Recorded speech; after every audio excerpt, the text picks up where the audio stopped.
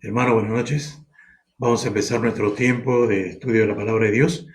Esta noche jueves, como cada jueves tenemos nuestro tiempo de estudio de la palabra ahí en la iglesia y ya hace unos días, bueno, estamos por este medio.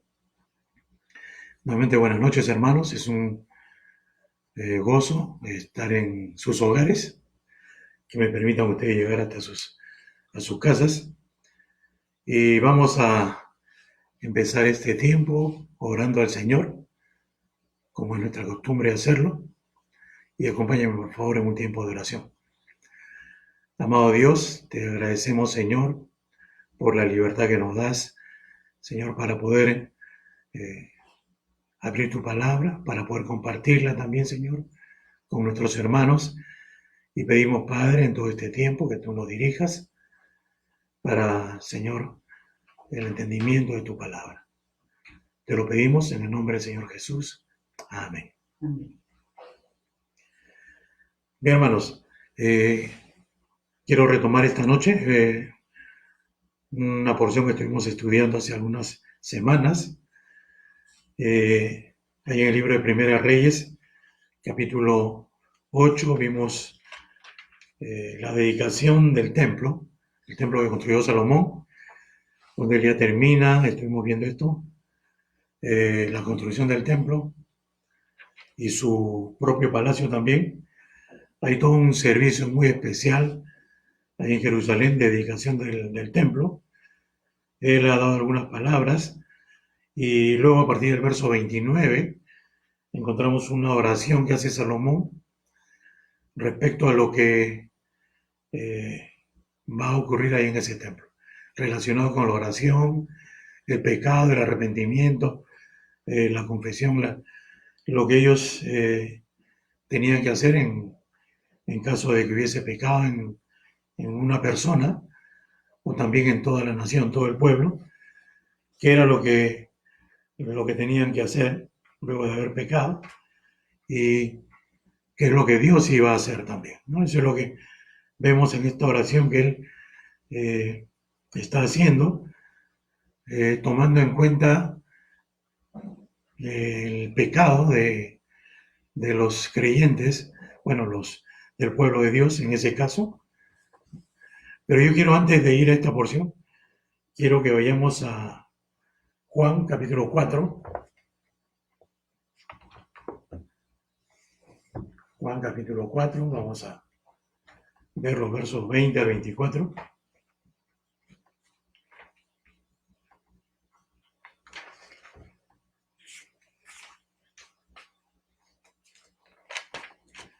Está Juan 4:20, vamos a leer ahí rápidamente, solo para hacer una pequeña mención.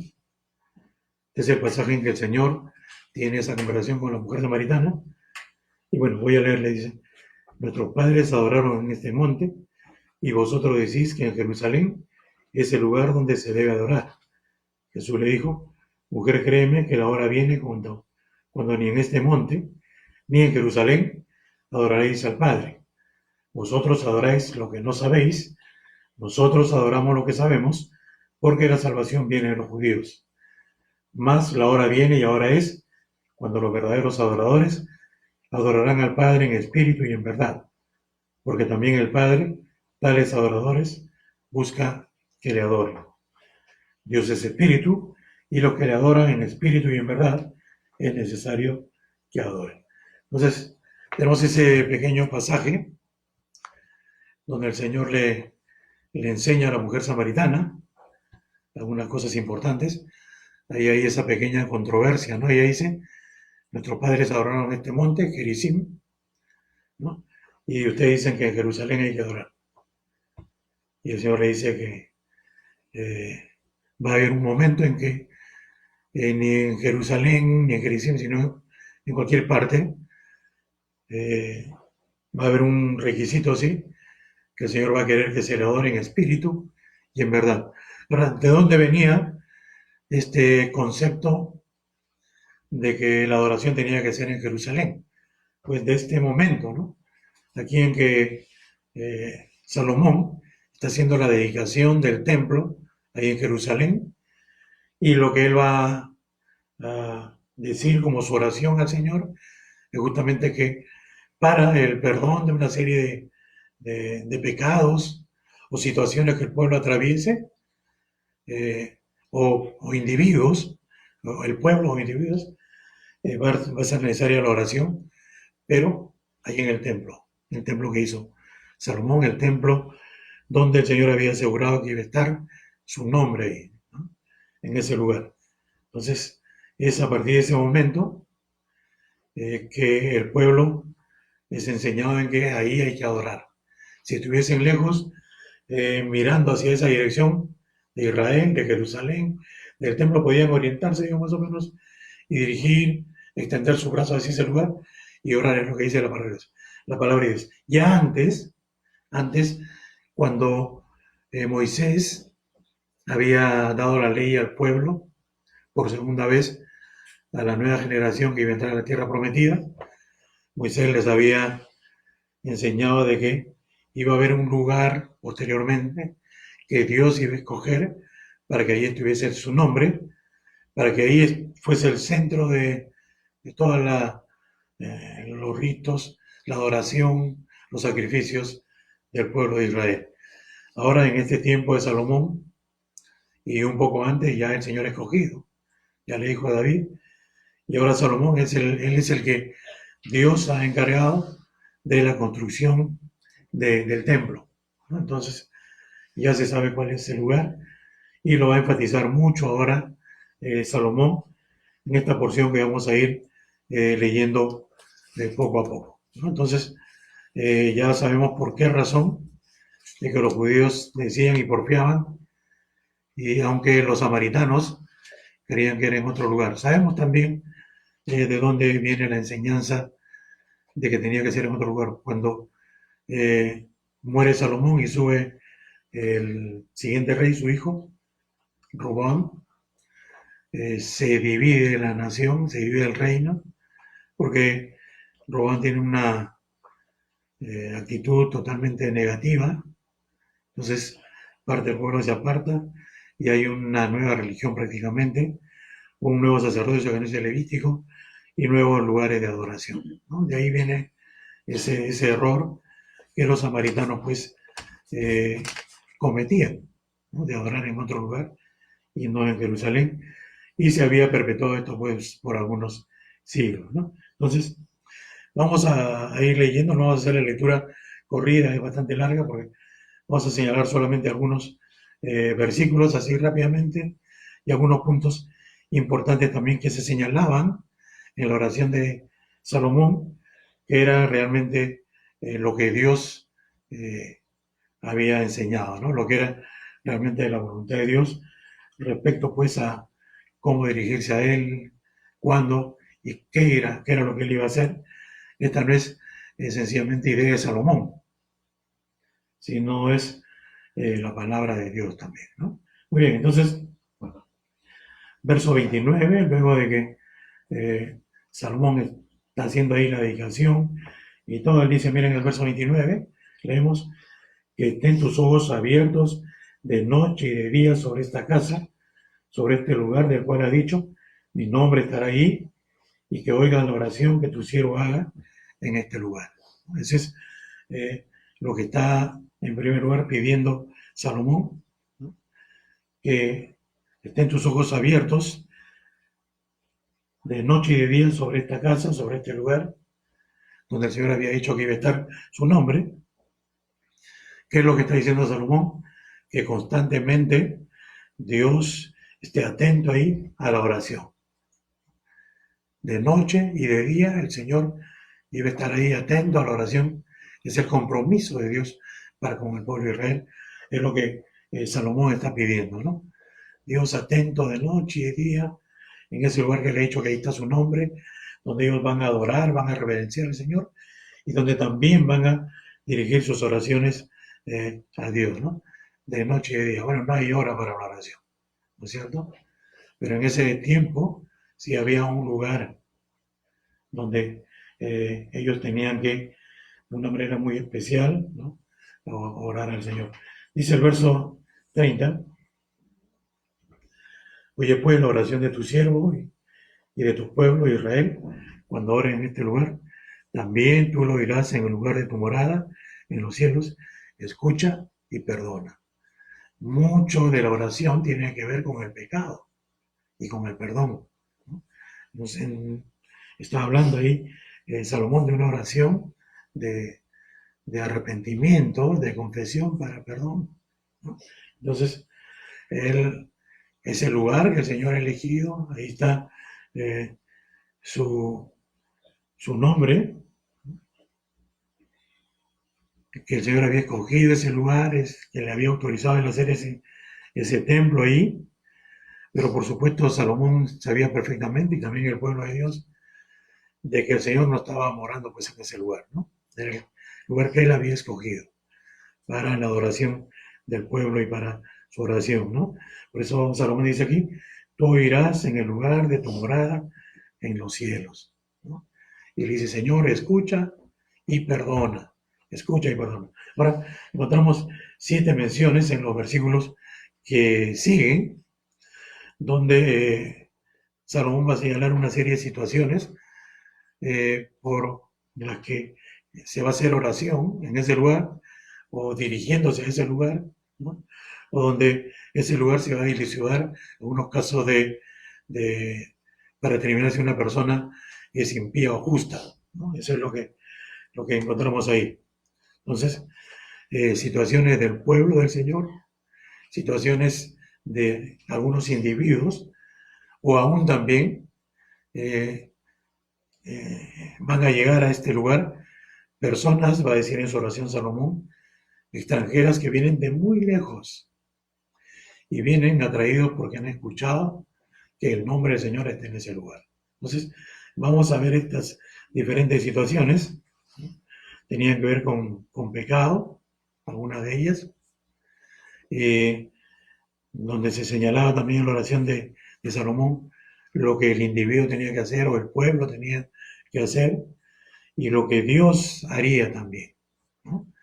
Generalmente vamos a encontrar ahí la respuesta de Dios, ¿no? Cómo iba a actuar Dios respecto a lo que hicieran también los hombres o el pueblo de Dios, ¿no? Entonces, el primero lo encontramos ahí en el verso 31 y se refiere a pecar contra el prójimo.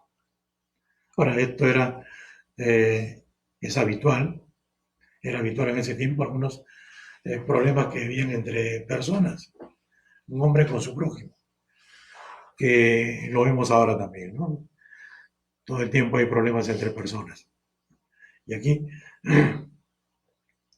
dice Salomón, si alguno pecare contra su prójimo y le tomaren juramento, haciéndole jurar, y viene el juramento delante de tu altar en esta casa, entonces alguna cosa que había que dilucidarse así, ahí llevarle al templo, ¿no? A las personas y que juren, ¿no? Que juren ahí delante de Dios. ¿Y qué es lo que va a ocurrir ahí? Salomón dice, no, tú irás desde el cielo y actuarás y juzgarás a tus siervos, condenando al impío y haciendo recaer su proceder sobre su cabeza y justificando al justo para darle conforme a su justicia. Algo muy interesante, ¿no? Hay tantas veces en que gente ha jurado en vano, ¿no? Aún en el tiempo bíblico, vemos ahí que eh, habían falsos testigos, en el caso de Esteban, en el caso mismo del juicio del Señor Jesucristo, hombres que no tenían ningún reparo en decir que lo que estaban diciendo era verdad cuando sabían perfectamente ellos y las autoridades religiosas que era falso. Y lo decían sin ningún empacho, sin ningún problema, pero parece que en ese tiempo no iba a ser así, ¿no?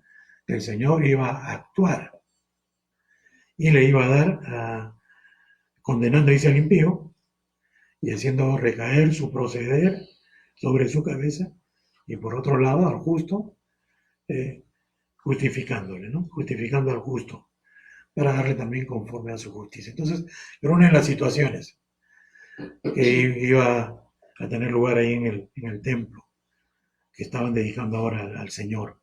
Dios actuando ahí entre el pueblo, Y el pueblo, también sabiendo esto, por supuesto, que iba a traer sobre las personas que estuviesen en esa situación, ¿no? Imagínense una controversia entre ambos, uno dice la verdad y el otro miente. Y le dicen, bueno, entonces vamos al templo, y el Señor va a actuar, y el Señor que sabe todo, estoy perdido. Si yo estoy mintiendo, ¿no? No se sabe. Había que, seguramente muchos, dar marcha atrás y pues decir, bueno, es cierto, él tiene razón, yo he pecado contra mi prójimo, ¿no? Perdóname. Resarcir, bueno, ver de qué manera. Pero seguramente que algunos también llegarían al punto ahí de ir y que el Señor pues iba a determinar quién estaba diciendo la verdad, quién era el impío y quién el justo. Ahora, no tenemos en el tiempo actual eh, esta situación, ¿no? Que se pueda saber ahí, que Dios actúe. Señor, determina quién, por favor, dinos quién está mintiendo y quién es el justo. Que no hay en este tiempo, ¿no? Por eso hay muchas personas que mienten, ¿no? Que faltan a la verdad, que pueden afirmar, jurar de que están diciendo solamente la verdad.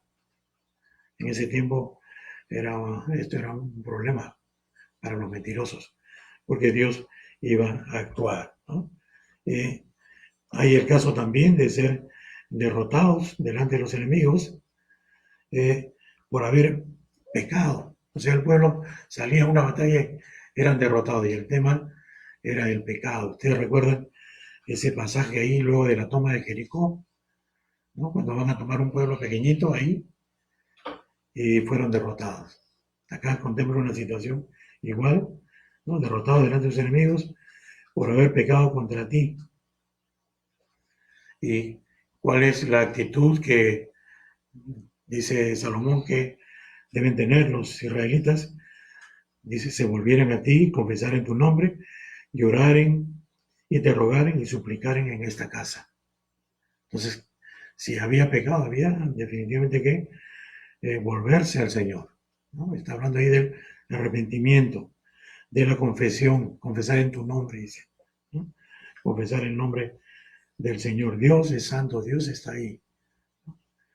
Y tenían que arrepentirse y orar al Señor, orar, ¿no? Rogar y suplicar ahí en la casa, en la presencia del Señor por perdón. Señor, hemos faltado contra ti, Señor. Y estas son las consecuencias. El pecado tenía consecuencias muy serias, ¿no? Muy serias.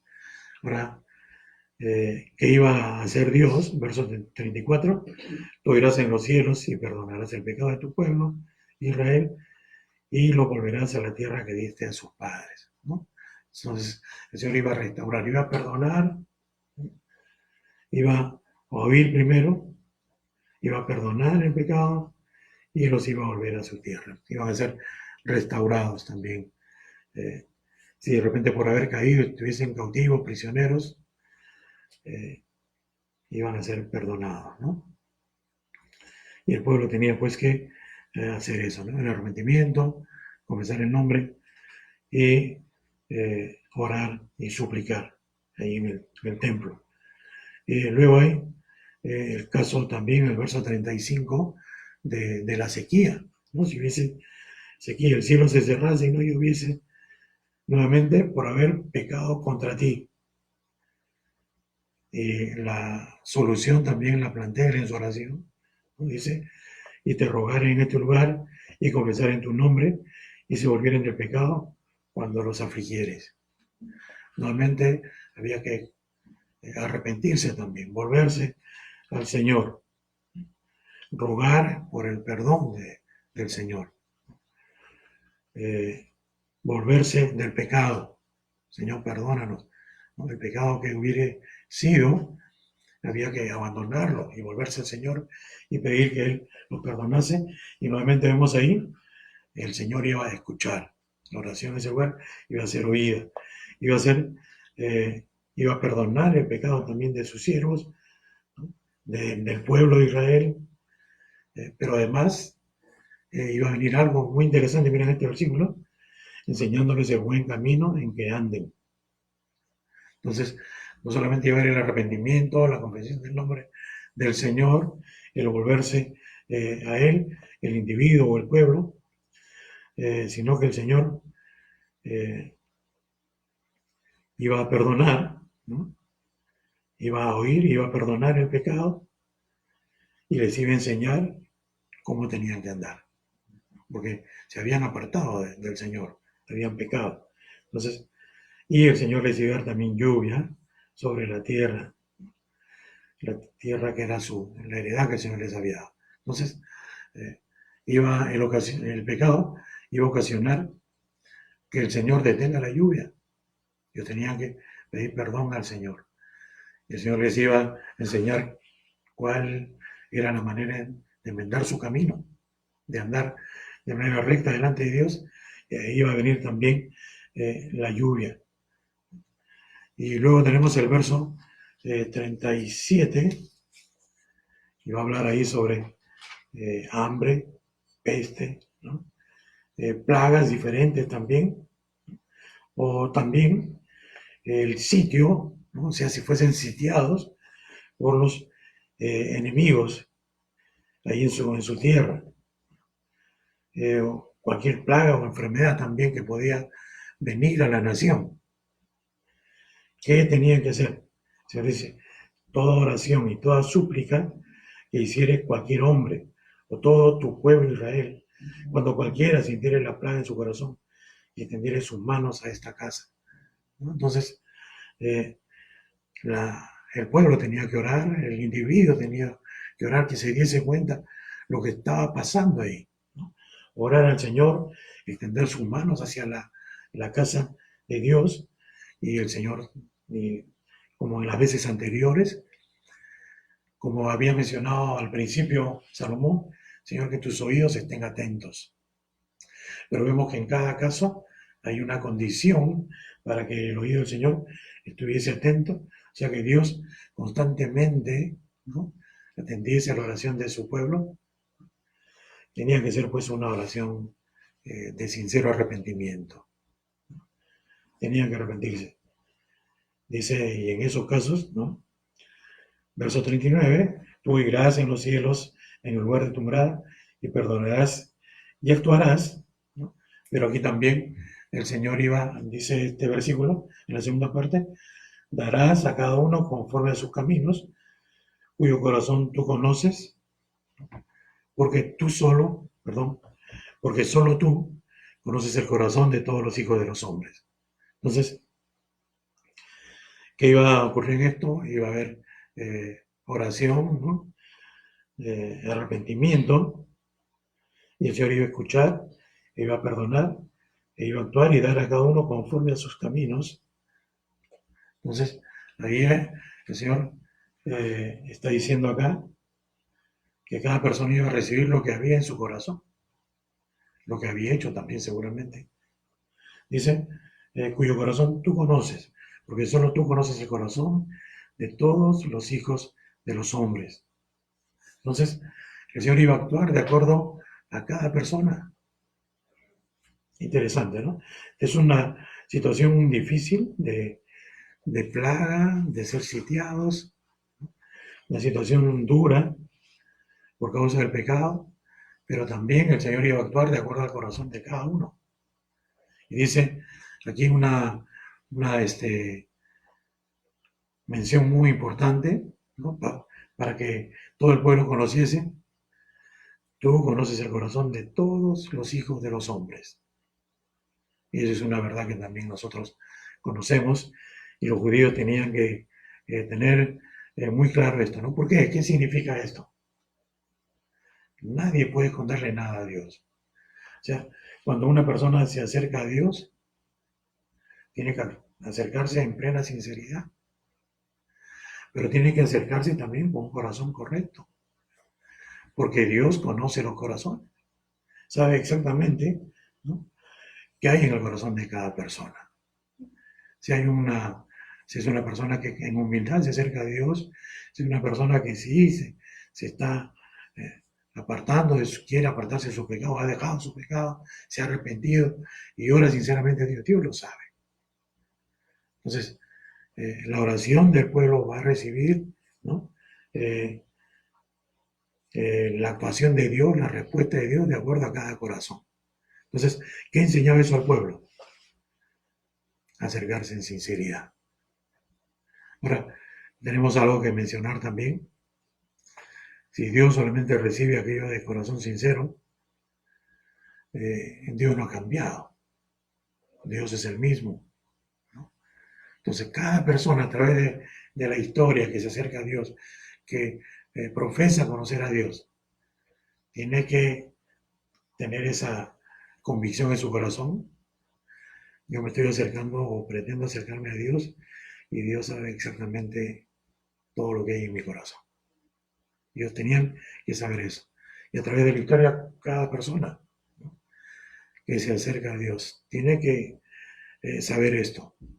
Dios conoce todo lo que hay en nuestro corazón, nuestros pensamientos, nuestras palabras antes que salgan de nuestra boca. Entonces,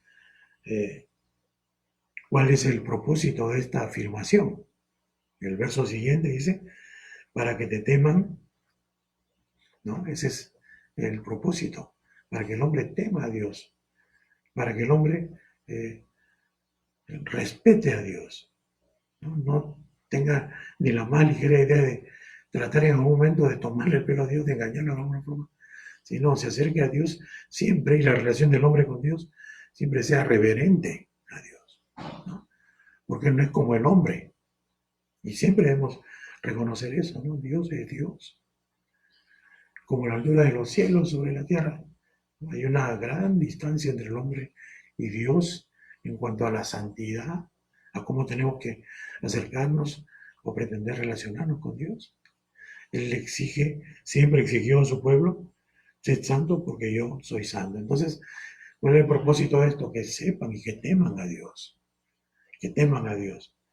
Pero que le teman ¿cuándo? Y acá dice, todos los días que vivan sobre la faz de la tierra que tú diste a nuestros padres. El temor a Dios debe ser algo continuo, permanente en el corazón del pueblo de Dios. Eso es lo que está diciendo Salomón en esta oración, ¿no? Todo esto que él está señalando, de un Dios que escucha, un Dios que actúa, un Dios que responde, ¿no? Pero un Dios que ve el corazón, es para que los hombres teman a Dios, que teman y se acerquen así con temor a Dios, ¿no? Y un Dios que va a responder, va a actuar, le va a hacer justicia, lo va a socorrer, lo va a ayudar, lo va a restaurar, ¿no? Entonces, tenían que temer a Dios, pero todos los días de su vida, todo el tiempo. Y luego hay esa mención que les había dicho acerca del extranjero. En el verso 41 encontramos ahí. Asimismo, el extranjero, que no es de tu pueblo Israel, que viniere de lejanas tierras a causa de tu nombre. Entonces, había acá una consideración muy especial para personas de otras naciones. Y siempre hemos estado mencionando esto. Dios no se había limitado solamente al pueblo de Israel. Por el contrario, y acá lo vamos a ver también, Él quería alcanzar a todas las naciones de la tierra, siempre, porque todos son creación de Dios. Lo que después de la entrada del pecado los hombres han tenido en ese tiempo y ahora y siempre, ¿no?, la actitud de alejarse de Dios, de hacerse dioses a su propia medida. Y entonces finalmente se apartaron del Dios verdadero y estuvieron sirviendo pues a cosas, ¿no?, objetos que no eran dioses. Entonces, aquí, y así mismo el extranjero, que no es de tu pueblo Israel, muy claro, que viniere de lejanas tierras a causa de tu nombre. ¿Cómo es que gente de muy lejos podía venir ahí a Jerusalén, al templo, a causa del nombre de Dios? Mira lo que dice el verso siguiente. Pues oirán de tu gran nombre de tu mano fuerte y de tu brazo extendido, y viniere a orar a esta casa. Pues ellos iban a oír. ¿Cómo podían estos hombres oír, ¿no? Lo que hemos leído, los extranjeros, ¿no? Oír del nombre de Jehová, que es grande, tu nombre es grande, ¿no? ¿Cómo podía ser esto? De tu mano fuerte y de tu brazo extendido, pues porque el Señor le había encargado a Israel, que Israel no había sido llamado, escogido por Dios, apartado por Dios, no los formó como nación solamente para darle bendiciones, una buena tierra y todo eso, sino que ellos tenían que ser testigos de Dios, ¿no? Muchas veces lo hemos mencionado, los israelitas tenían que ser testigos, hablarle a toda la humanidad, a todas las naciones, acerca de Dios. Cuando fueran atacados, ellos iban siempre a ser victoriosos. ¿Y por qué iban a ser victoriosos? Porque Dios les iba a dar la victoria. Ellos fueron sacados de esta misión acá, la encontramos cada vez que se habla de la salida de Egipto, con brazos fuertes, ¿no? Como dice acá, mano fuerte, brazo extendido, el poder de Dios que los sacó de la tierra de Egipto, que abrió el mar. Los de Jericó estaban atemorizados porque ya viene Israel y no le temían porque eran muy altos o los guerreros experimentados, ni eran sanguinarios en extremo. No, porque Dios estaba con ellos. Y todos los pueblos decían que este es un Dios muy poderoso. Este Dios es más poderoso que todos los dioses. Porque los dioses no son poderosos. Eran las naciones poderosas. Habían montado ejércitos fuertes, bien armados. ¿No? Pero cuando se encontraron con un grupo pequeño de individuos debiluchos, pero con el poder de Dios, eran derrotados. Entonces, ¿por qué una persona podía escuchar de gran nombre del Señor y tener un sentir en su corazón de venir hasta el lugar de la morada donde está la presencia de Dios? ¿No? Porque los israelitas tenían que, como había mucho comercio, ir hasta los lugares más lejanos donde podían llegar, pero no solamente llevar sus mercaderías o ir a comprar mercaderías, tenían que llevar el nombre de Dios, el nombre de Dios, ¿no? Ese Dios grande, poderoso, y podían hablar ahí, como encontramos en el libro de los Salmos, ¿no? Que en muchas ocasiones repiten, ¿no? Tus maravillas, tus hechos prodigiosos, tus milagros, yo le hablaré no solamente a mis descendientes, a toda la gente, para que ellos se vean motivados, ¿no? A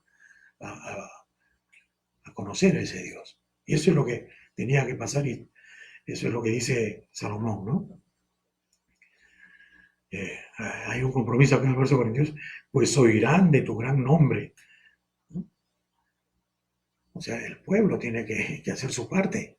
El pueblo tiene que cumplir con ser testigo del Señor, hablar de ese gran Dios que ellos tienen. Un Dios que les ha dado una tierra, pero ¿no? En este tiempo de Salomón, esa fama de Dios durante un tiempo se extendió por lugares muy lejanos. Y encontramos ahí, ¿no?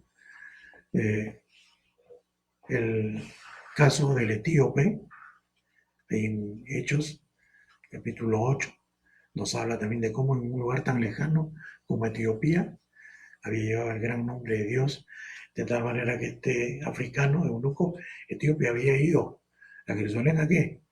A adorar, a orar al Señor, ¿no? Porque algunos habían hablado de ese gran Dios. Entonces, aquí está previendo esta situación Salomón, ¿no? Y viniere a orar a esta casa, verso 43, que iba a hacer el Señor. Tú irás en los cielos, en el lugar de tu morada, y harás conforme a todo aquello por lo cual el extranjero hubiese clamado a ti, para que todos los pueblos de la tierra conozcan tu nombre y te teman como tu pueblo Israel, y entiendan que tu nombre es invocado sobre esta casa que yo edifiqué. Ahí encontramos varios puntos muy interesantes. En primer lugar, vimos antes de que el pueblo de Dios tenía que temer al Señor, ¿no? Para que te teman. Acá ahora Salomón dice, que el Señor iba a actuar, iba a responder. Por supuesto que sabemos que el Señor siempre responde conforme a su voluntad, ¿no? Pero el Señor también iba a responder para, en su misericordia, darles a esta persona esa certeza, esa prueba, evidencia, ¿no? De que realmente ese Dios que vinimos a ver, a orarle, no hay como ese Dios, ¿no? Y dice ahí, eh, para que todos los pueblos de la tierra conozcan tu nombre y te teman. Esa es la voluntad de Dios, ¿no? Dios misericordioso. Y los israelitas debían tener el comportamiento, el testimonio, las palabras, ¿no? El deseo, el propósito firme, ¿no? O entender claramente que será el propósito de la vida de ellos también, ¿no? De que el nombre de Dios sea pues conocido. Ahora, ¿qué más dice? Para que todos los pueblos de la tierra conozcan tu nombre y además te teman también al Señor, como tu pueblo Israel, y entiendan que tu nombre es invocado sobre esta casa que yo edifiqué. Entonces, eso es lo que iba a llevar esas personas, que fuesen ahí a orar, a adorar al Señor y volverse, ¿no? Se iban a volver a su tierra con esa convicción, con ese temor a Dios, ese entendimiento de que Dios, el nombre del Señor está ahí, ¿no? Es invocado en esa casa. Y de repente iban a seguir adorando al Señor en esa dirección, como adoraban los israelitas, como Daniel en el cautiverio, por ejemplo, ¿no? Oraba al Señor, abría su ventana, dice la Escritura, en ese pasaje, pues donde él luego se echaba al foso de los leones, abría su ventana ahí y se dirigía, ¿no? Orientándose a dónde está Jerusalén, la casa de mi Dios, ¿no? Aunque ya el templo había sido destruido, pero sabía Daniel, el lugar que el Señor había escogido.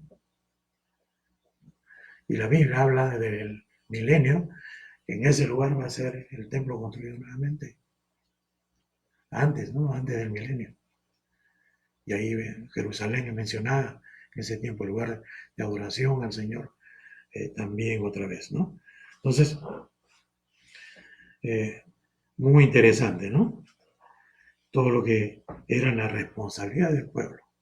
No era una religión cerrada, era algo abierto para que, de acuerdo a lo que es la voluntad de Dios, todo el mundo, todas las naciones de la tierra, conozcan al Dios verdadero, le teman, puedan realmente conocerle.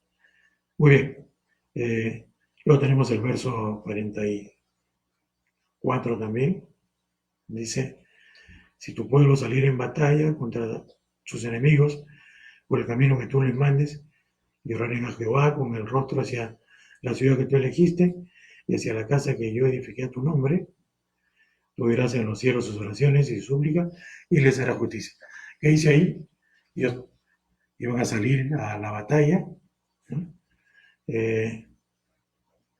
Por el camino que tú les mandes, o sea, con la dirección de Dios, pero ellos ahora, ¿qué iban a hacer? Orar en a Jehová con el rostro hacia la ciudad que tú elegiste, tú oirás en los cielos sus oraciones y sus súplicas y les harás justicia, ¿no?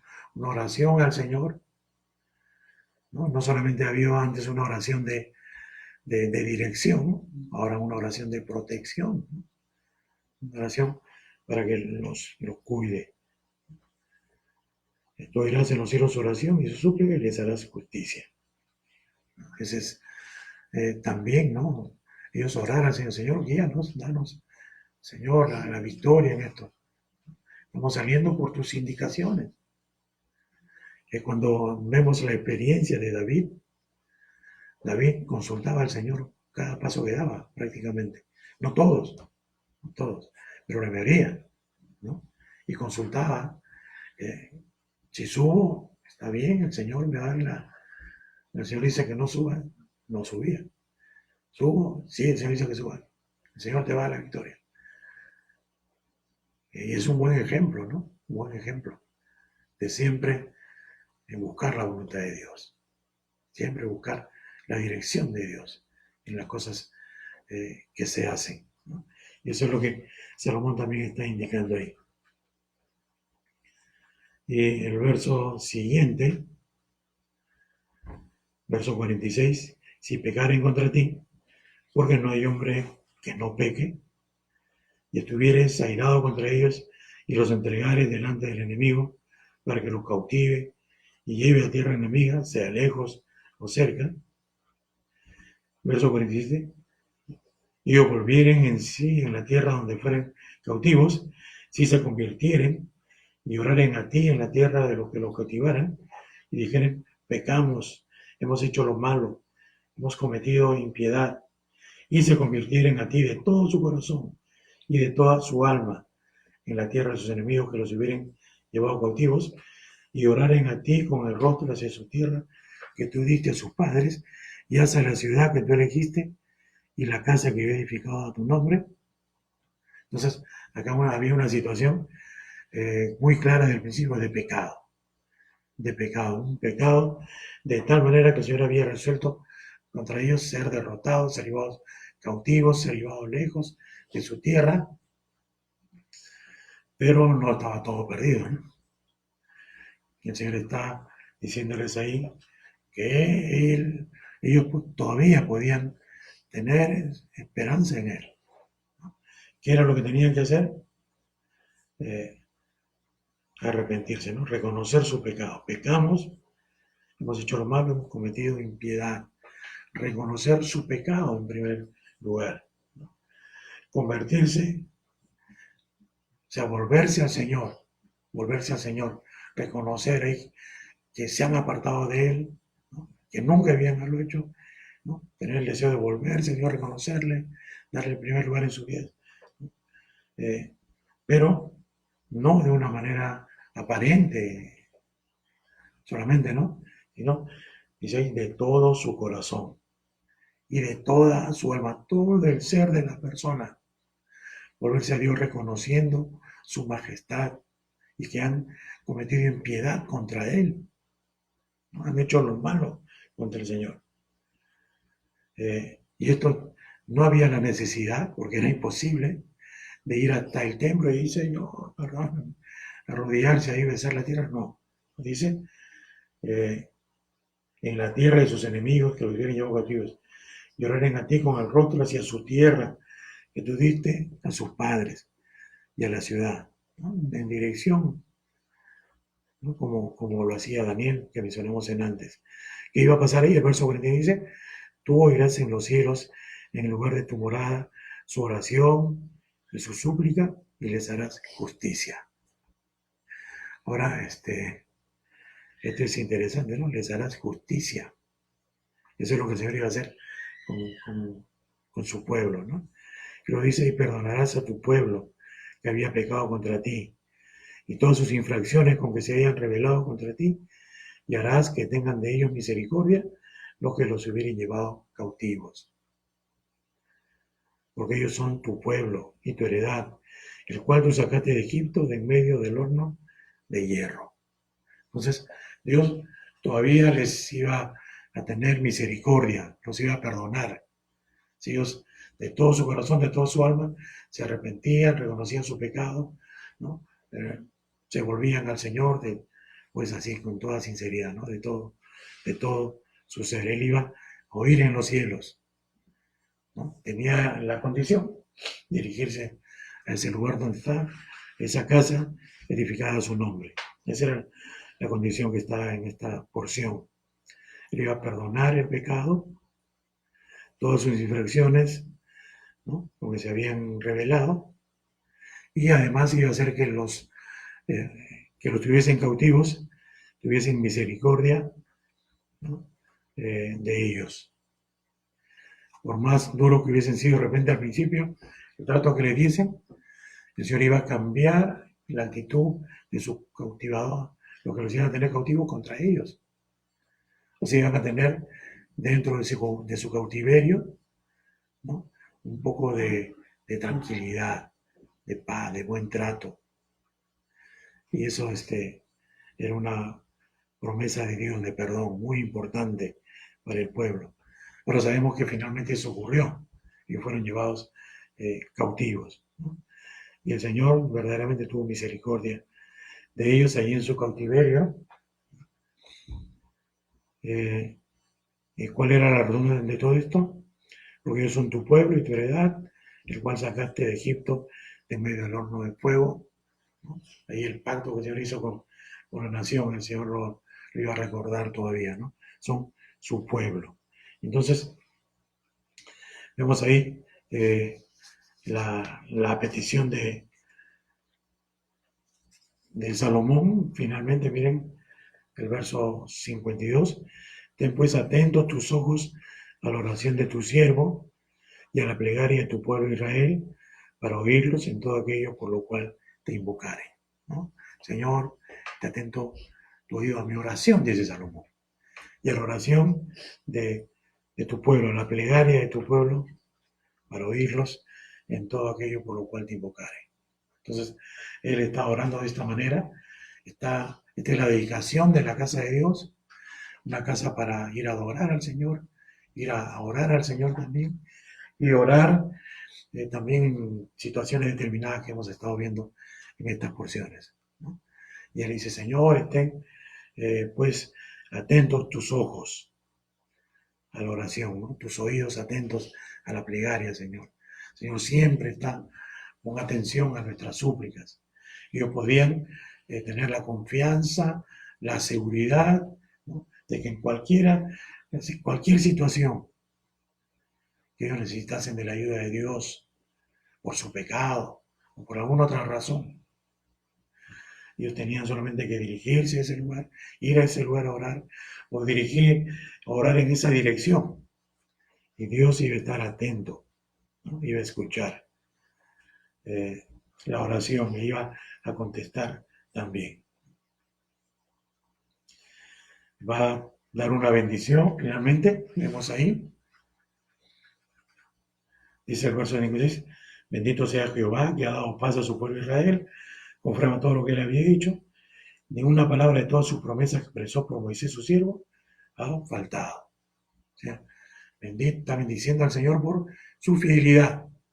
Pero ahora él va a invocar la fidelidad del pueblo también. Porque hay un Dios que ha prometido su presencia en esa casa, estar atento a las oraciones ahí, aunque fallen, aunque pequen, ¿no?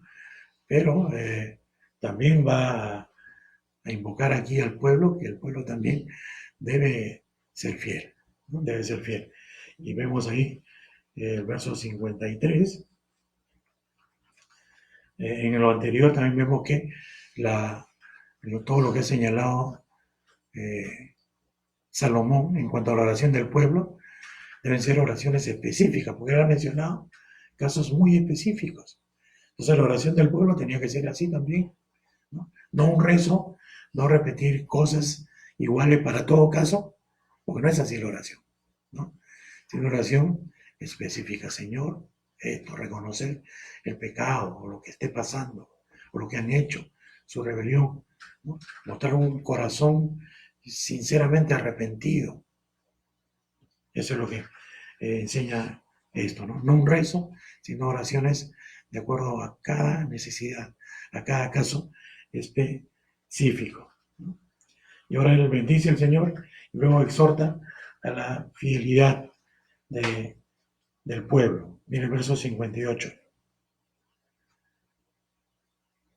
Vamos a leer el verso 57 primero, porque esa es la razón de la invocación. Dice, esté con nosotros Jehová nuestro Dios, como estuvo con nuestros padres, y no nos desampare ni nos deje. Cuando fueron dejados no fue porque Dios falló, sino porque el pueblo falló en cada vez, ¿no? Se apartó y no querían saber nada de Dios y les costó muy caro. Entonces, él está recordando esos casos, ¿no? Porque ya he dicho antes, ninguna de sus promesas faltó nunca. Verso 58, ahora sí, incline nuestro corazón hacia Él, para que andemos en todos sus caminos y guardemos sus mandamientos y sus estatutos y sus decretos, lo cual le mandó a nuestros padres. Y estas mis palabras con que he orado delante de Jehová, ten cerca de Jehová nuestro Dios de día y de noche, para que Él proteja la causa de su siervo y de su pueblo Israel, cada cosa en su tiempo. Entonces, está invocando Salomón al pueblo de Dios para que ellos puedan tener una conducta de acuerdo a lo que Dios ha mandado. No se aparten, no se vayan a apartar como antes lo hicieron sus antepasados. Tenían que cumplir fielmente sus estatutos, sus decretos, que estaban muy claros, que el pueblo los conocía, que el Señor había dado desde tiempo antiguo cuando empieza la vida de Israel como nación, ¿no? De ese tiempo. Y definitivamente no habían perdido vigencia. Era lo que Dios todavía estaba demandando de su pueblo Israel, ¿no? Entonces, de acuerdo a eso, Jehová iba a proteger. Y miren lo que dice el verso 60. Vamos a leerlo. Sea pues perfecto vuestro corazón para con Jehová nuestro Dios, andando en sus estatutos y guardando sus mandamientos, como en el día de hoy. Y, perdón, he leído 61. Estoy salteándome, 60. A fin de que todos los pueblos de la tierra sepan que Jehová es Dios y que no hay otro. Entonces, el propósito de todo esto, de la fidelidad del pueblo, ¿no? No es solamente para que Dios sea fiel, era para que se cumpla el propósito que tenía el pueblo de Israel, ¿no? Que era que el nombre de Dios sea glorificado, ¿no? Que era que todos los pueblos de la tierra sepan que Jehová es Dios y que no hay otro. Cuando los pueblos de la tierra, o cuando los pueblos o personas conocen a Dios por el testimonio del pueblo de Dios, ¿qué es lo que ocurre? Que el nombre de Dios es glorificado. Eso es lo que pasa. Ese etíope, por ejemplo, ¿no? Que llegó y conoció al Señor, él volvió a su tierra glorificando el nombre de Dios. Porque cada persona, entonces, si la conducta del pueblo, su comportamiento, su testimonio es tal que pueblos, personas en otros lugares conocen al Dios verdadero, ¿no? por lo que han hecho los israelitas, el nombre de Dios es glorificado. Es glorificado, ¿no? Todos los pueblos de la tierra sepan que Jehová es Dios y que no hay otro.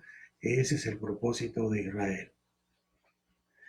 Si ellos cumplían su propósito, porque estaban, miren, para el verso 61, sí, que lo leí antes y me había adelantado, lo leemos otra vez.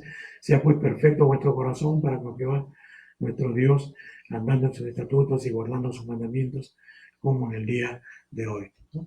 Si ellos cumplían eso, cumplían los decretos, estatutos del Señor, dentro de eso también el testimonio del pueblo iba a ser claro, importante, ¿no? Iba a traer esas consecuencias que gente conociese al Señor. Y por consiguiente también iban a vivir bien, tranquilos, en paz, en prosperidad. Porque si ellos tenían un buen comportamiento delante de Dios, les iba a cuidar, Dios los iba a bendecir. Si había un pecado, los iba a perdonar, los iba a restaurar. Todo iba a andar siempre bien, ¿no? Ellos iban a andar en los caminos del Señor. Y esto iba a hacer, pues, que el nombre del Señor fuese conocido de todos los pueblos. Eso es lo que el Señor había mandado a Israel. Esa era la bendición que iba a haber que cuando el Señor habló con Abraham, ¿no? La bendición que iba a venir a todas las naciones, todos conociendo a Dios por un buen testimonio de su pueblo. Pero sabemos que eso definitivamente fracasó. Entonces, ¿qué quería decir? Un corazón perfecto, perfecto de su pueblo, ¿no? Andar bien delante del Señor. Muy bien, vamos a ver algunos puntos interesantes. Luego de esto viene toda una serie de sacrificios, ¿no? De ahora vamos a seguir más adelante, pero algunos puntos interesantes que podemos nosotros rescatar y que podemos aplicar también a nosotros y al día de hoy, ¿no? Que el Señor conoce nuestro corazón, ¿no es cierto? Como Salomón lo sabía perfectamente. Tú conoces el corazón de todos los hombres y tenemos que acercarnos al Señor con ese corazón, ¿no? Recto delante de Él. Ir al Señor reconociéndole con todo el corazón. Y entonces este es algo importante, ¿no? Cómo nos estamos acercando a Dios en el día de hoy. Con corazón recto, sincero, sabiendo en lo profundo de nosotros mismos de que somos transparentes delante de Él, que no podemos engañarle. Y entonces estamos nosotros involucrados ahí en el esfuerzo, en oración cada día, viendo su palabra para tener delante de Dios un corazón recto. Eso es lo que tenemos que buscar. Un corazón recto delante de Dios, no un corazón recto delante de los hombres, ¿no? Porque nos engañamos. Porque los hombres mirarán a nosotros y dicen, ah, ese hombre tiene corazón recto. Pero no lo ven, no ven nuestro corazón. Pero Dios está mirando y dice, ¿recto? No, no está recto. No está recto. No, te estás engañando. Entonces, esto nos anima a buscar eso, ¿no? Tener delante de Dios corazones rectos. También tenemos que diferenciar ese tiempo con el tiempo actual. Cuando leímos Juan 4, 20 al 24, ahí tenemos la enseñanza para nosotros, una oración, ¿no? Ya no invocando el pacto de Dios con Israel, ni en dirección a donde está Jerusalén ahora, buscar nuestra brújula, un mapa y ver para allá, creo. No, ¿no es cierto? Ahora podemos orar a Dios en todo lugar, en todo lugar, ¿no? Con manos santas, dice también la palabra de Dios, sin ira ni contienda, un requisito muy importante, ¿no? Pero, como enseñó el Señor Jesucristo claramente a la samaritana, en espíritu y en verdad, de todo corazón, sabiendo que cuando nos acercamos a Él, de que Él está mirándonos. Entonces esto de repente nos va a motivar a trabajar mucho, orar mucho al Señor, ¿no?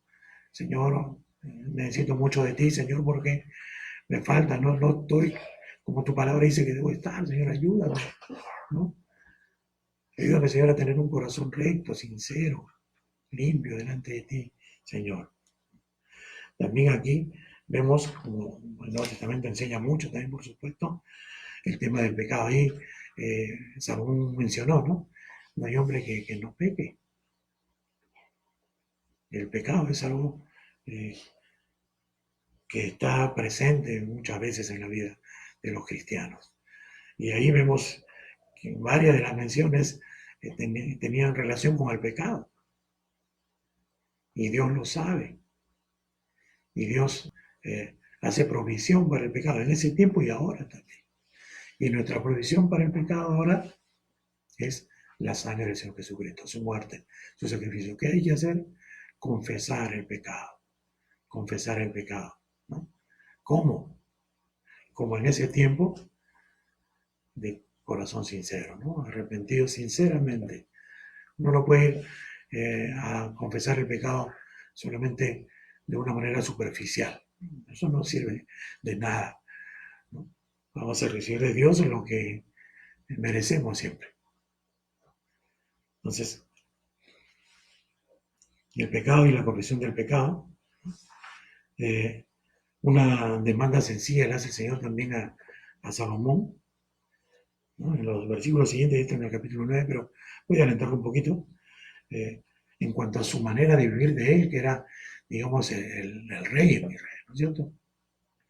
Y cómo tenía que vivir él, su andar, el andar, siempre lo hemos mencionado, se refiere a la manera en que él vivía, su conducta, ¿no? Su vida, cómo tenía que andar en estos libros del Antiguo, como David su padre. Te lea la historia de todos los reyes, ¿no? Anduvo en los caminos de algunos reyes malos y no anduvo como David su padre.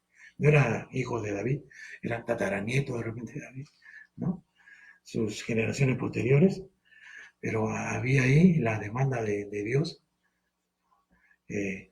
¿Cuál era el modelo? David. David, un hombre conforme al corazón de Dios. ¿Cuál es el modelo para nosotros? ¿David? No.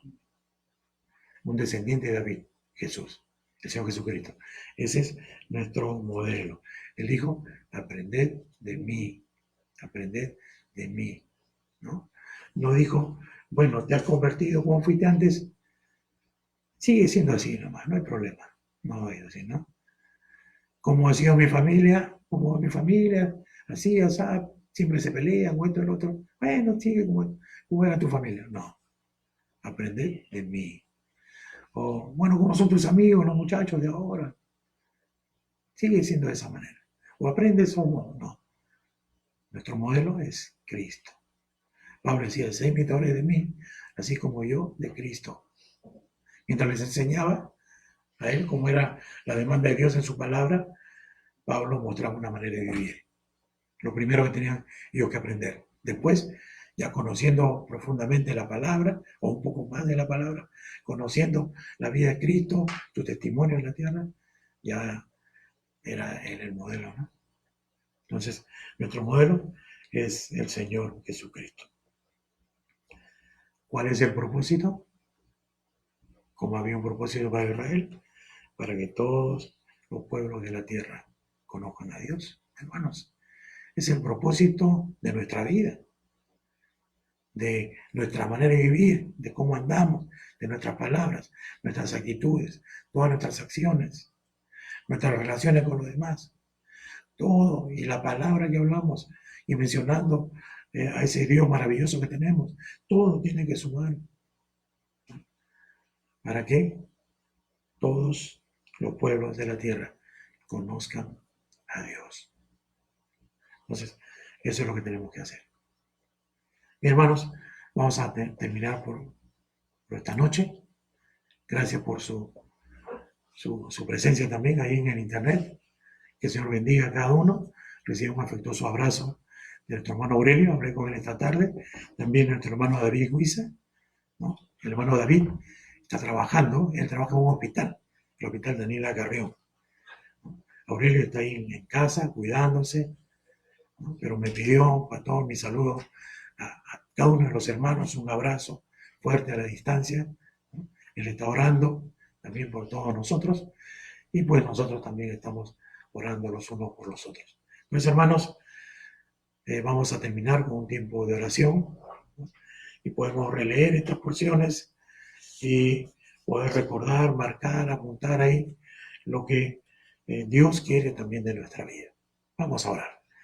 Señor, te agradecemos por tu palabra, Señor, por el testimonio de ella, la enseñanza que encontramos ahí para nuestra vida, Padre.